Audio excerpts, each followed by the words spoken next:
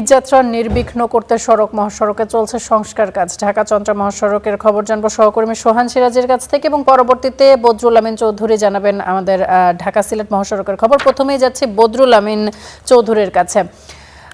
বদরুল, ঠিক এই সময় কেন আসলে সংস্কার কাজ শুরু করা হয়েছে? ইতোমধ্যে তো মানুষ যাত্রা করছে নিজ নিজ গন্তব্যে। কি ধরনের সংস্কার কাজ হচ্ছে এবং যারা সংস্কার কাজের সাথে সংশ্লিষ্ট তারা কি বলছেন?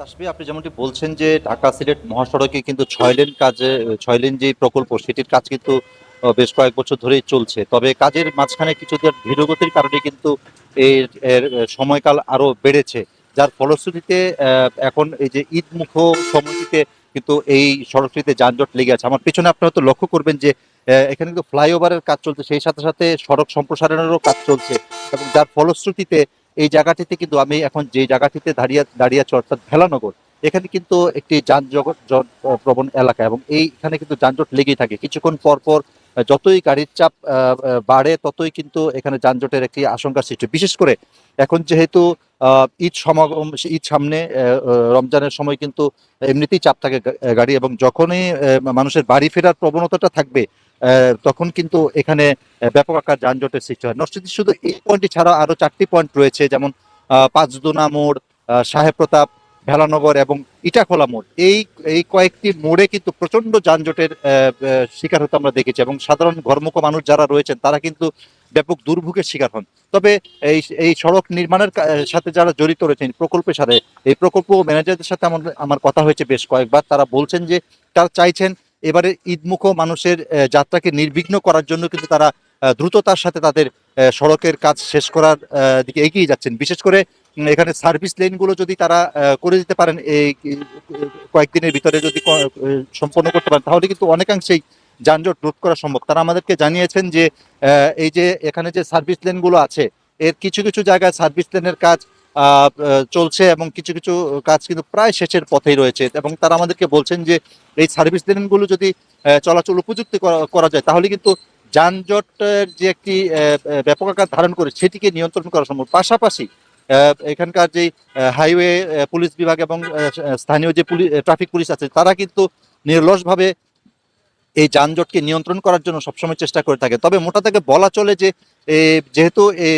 ঢাকা সিলেট মহাসড়কের 6 লেন প্রকল্পের কাজ চলমান রয়েছে, তাতে বোঝা যায় যখন যানবাহনের চাপ বাড়বে আর কিছুদিন পরে, তখন কিন্তু কিছুটা হলেও মানুষ ভোগান্তির শিকার হবেন, যেহেতু এখন পর্যন্ত নির্মাণ কাজের বেশ অনেকখানি এখন পর্যন্ত বাকি রয়ে গেছে। বিশেষ করে এখনো অনেক জায়গা রয়েছে যেখানে ভূমি অধিগ্রহণের কাজও এখন পর্যন্ত শেষ হয়নি, যার ফলশ্রুতিতে বোঝা যায় যে খুব সহসা কিন্তু এই দুর্ভোগ কমার নয়। তবে সড়ক বিভাগ এবং পুলিশ বিভাগ চেষ্টা করছেন যে যতটা সম্ভব ঈদের সময় যাতে ঘরমুখ মানুষের কষ্টটা যতটা সম্ভব কম দেয়া যায়, সেই বিষয়ে কিন্তু তারা সচেষ্ট রয়েছেন।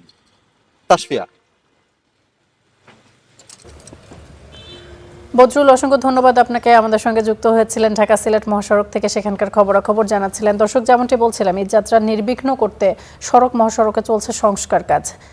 আমরা আমাদের সহকর্মীর সঙ্গে যুক্ত হয়েছিলাম। এই মুহূর্তে একটু ঢাকা চন্দ্রা মহাসড়কের খবরাখবর জানতে চাই। সহকর্মী সোহান সিরাজি রয়েছেন সেখানে, তার সঙ্গে যুক্ত হয়ে সেই খবরাখবর জানতে চাই।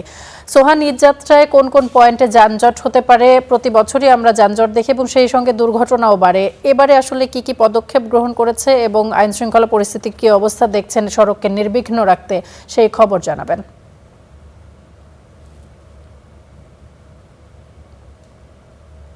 ধন্যবাদ আপনাকে। শুভ সকাল। আমি এই মুহূর্তে রয়েছি সাভারের ঢাকা আরিচা মহাসড়কে। তো সাভারের যে প্রধান দুটি মহাসড়ক ঢাকা আরিচা এবং নবীনগর চন্দ্রা যে মহাসড়ক দুটি রয়েছে, এই দুটো মহাসড়ক দিয়ে কিন্তু ঈদ যাত্রায় রাজধানী ছাড়ে প্রায় লাখো মানুষ। তো এবারের ঈদ যাত্রাতেও কিন্তু তার ব্যতিক্রম হবে না। তবে এবারের ঈদ যাত্রায় আমরা যে আশঙ্কাটি করছি আর কি, এবার সাধারণ সাভারের যারা রয়েছে তারাও যে আশঙ্কাটি করছে, সেটি হলো নবীনগর চন্দ্রা মহাসড়কের বাইপাইল থেকে শ্রীপুর যে অংশটি রয়েছে, এই অংশে কিন্তু আশুলিয়া ঢাকা এলিভেটেড এক্সপ্রেসওয়ের যে নির্মাণ কাজ সেটি হচ্ছে। তো এই যে অংশটি রয়েছে, এই অংশে কিন্তু এমনিতে যে সাধারণ যে সময়টি রয়েছে এখন, সেই সময়ও কিন্তু আমরা অফিস যে টাইমটা থাকে সেই সময় কিন্তু একটি তীব্র যানজটের আমরা লক্ষ্য করি। তো এবার ঈদযাত্রায় সেই যানজটটি আরো তীব্রতর হওয়ার একটা আশঙ্কা করছে এখানকার যারা রয়েছে তারা। তবে এই বিষয়টি নিয়ে হাইওয়ে পুলিশ এবং স্থানীয় যে প্রশাসন রয়েছে, উপজেলা প্রশাসন, তাদের সাথে আমরা কথা বলেছি। তারা যেমনটি আমাদেরকে জানিয়েছে যে এই যে ঈদযাত্রায় এই অংশটি যেন কোনো ধরনের প্রতিবন্ধকতা হিসেবে প্রতীয়মান না হতে পারে, সেই জন্য তারা বাড়তি যে ব্যবস্থা সেটি কিন্তু রাখবে এবং অতিরিক্ত যে পুলিশ, সে পুলিশের ব্যবস্থা করবে যেন এই যে চলাচলের যানবাহন চলাচলটা নির্বিঘ্ন হতে পারে। এর পাশাপাশি স্থানীয় যিনি সংসদ সদস্য রয়েছে ঢাকা 19 আসনের, তিনি বলেছেন যে তার পক্ষ থেকে কিছু স্বেচ্ছাসেবী ভলেন্টিয়ার এখানে থাকবে, তারা তাদের মতো করে এই যে যানবাহনের যে শৃঙ্খলা সেটির ব্যবস্থাপনায় কাজ করবে। এর পাশাপাশি আমরা কিন্তু গত এক সপ্তাহ যাবত যেটি দেখতে পাচ্ছি যে সাভারের একটি বিরাট অংশ জুড়ে কিন্তু ফুটপাত দখলের ঘটনা আমরা দেখতে পাই।